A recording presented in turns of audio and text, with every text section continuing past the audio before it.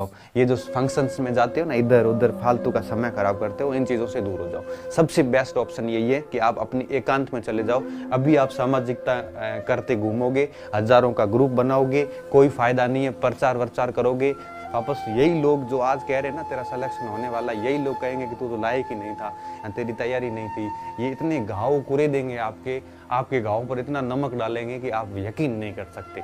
इसलिए कह रहा हूँ कि इन सभी लोगों से दूर होके आप अपनी तैयारी पे ध्यान दीजिए, ताकि आप जो है दुनिया को जवाब दे सको, आप अपने आप को सिद्ध कर सको। जितना आप इस समाज से, दुनिया से, देश दुनिया से दूर होके, गायब होके जितना ज़्यादा पढ़ाई करोगे, किसी लाइब्रेरी में घुस जाओ और सुबह से लेके शाम तक निकलो मत बाहर। सुबह से लेके शाम तक घुस जाओ अंदर, 18-18 घंटे की शिफ्ट टिकाओ। ध्यान रखना, एक एक दिन महत्वपूर्ण है। इसलिए कह रहा हूँ कि सारी चीज़ें छोड़िए और रात दिन अपने आप को लगा दीजिए। रूम में नहीं होती है तो कोई लाइब्रेरी ज्वाइन कर लीजिए और सुबह जाके बैठ जाइए 6 बजे लाइब्रेरी में, रात तक बैठे रहिए। बीच में आधा घंटा 1 घंटा खाना खाइए और उसके अलावा पूरा दिन लाइब्रेरी में अपने आप को समाप्त कर दीजिए। इससे ही सिलेक्शन होगा, अन्यथा सिलेक्शन नहीं होगा।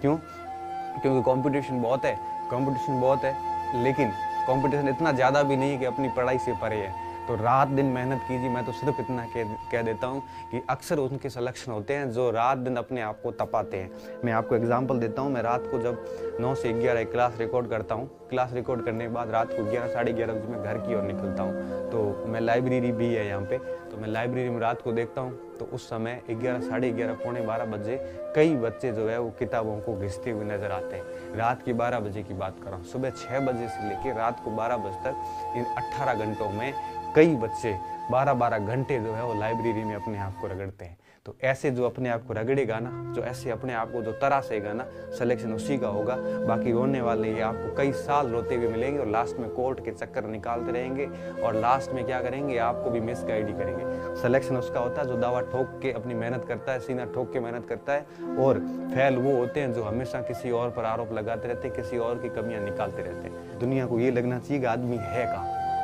वो है कहाँ पे। दुनिया को ये लगना चाहिए, लोग अपनी शक्ल आपकी भूल जाते हैं। मैं तो बताऊंगा आपको, एक फर्स्ट ग्रेड के टाइम पिछली बार RS 2012 का मेरा मेंस था और मैं किसी कोने में घुसा था। 13 का मेंस था। मैं किसी कोने में घुस गया था और दाढ़ी बढ़ गई थी, बड़ी बड़ी दाढ़ी हो गई थी। मुझे खुद को कटने का टाइम नहीं मिला था और कई बार यूँ कहिए कि सर्दियों का टाइम था और 2 महीने तक तो यूँ कहिए कि स्नान भी 7वें 8वें दिन नहीं किया करते थे। पता ही नहीं चलता था स्नान किया कि नहीं किया, किस समय खाना खाया, किस समय चाय पी, पता तक नहीं चलता था। एक प्रकार से पागलपन सवार था। ऐसी पागलपन वाली जब पढ़ाई होती है तो डेफिनेटली कोई व्यक्ति जो है वो व्यक्ति कभी असफल नहीं हो सकता।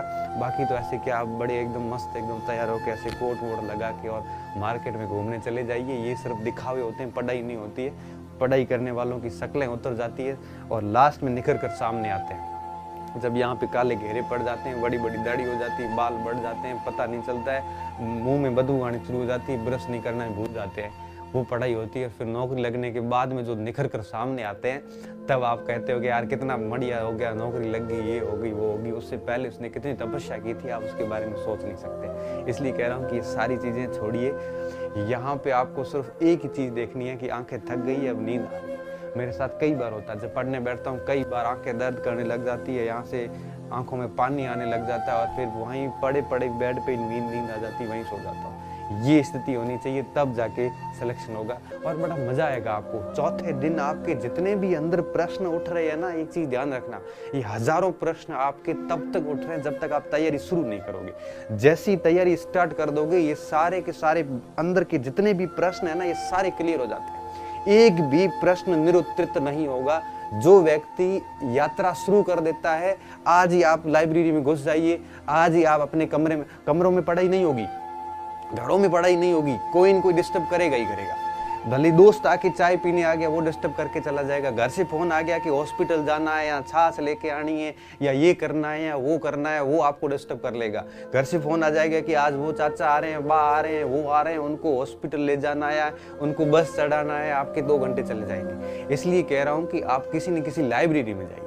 वो ही एक स्थान ऐसा है जो आपको डेफिनेटली पढ़ने के लिए बाधित नहीं करेगा। वहां जाके फोन ठोको साइलेंट और आपके पढ़ाई में लग जाओ और अपने आप को जितना तपाओगे, मैं तो कहता हूँ पीछे से टाकियां पड़ जाती, पढ़ के हालत खराब हो जाती, खुजली कर करके ऐसी कंडीशन हो जाती है। तब जाके कहीं नौकरियां लगती है और ढंग से लगती है फिर नौकरियां, ऐसा नहीं है। उसके बाद में आप बढ़िया जीवन संवारिए, कोई तैयार होइए, जो जिसको इम्प्रेस करना करिए, जो करना हो करिए।